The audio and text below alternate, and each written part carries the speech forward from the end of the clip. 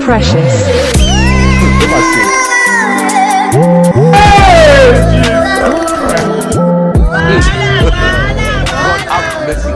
I want to see you, maybe.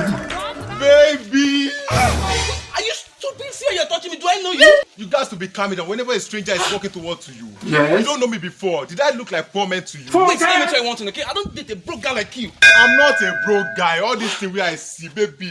You know that though. It is smoky, This is all about the only. Oh, I just see. came back from the United States of America yesterday night. This champion. 2023 champion. Have you seen it? Shut up! Don't be I don't care. Can you pay my bills? How much is your bill? Where I not go pay. People might buy like I me. go spoil you. Even though I have an iPhone 14, latest phone in the town. I have it for you. I go give you. Are you playing? iPhone What what? type of I know the joke now.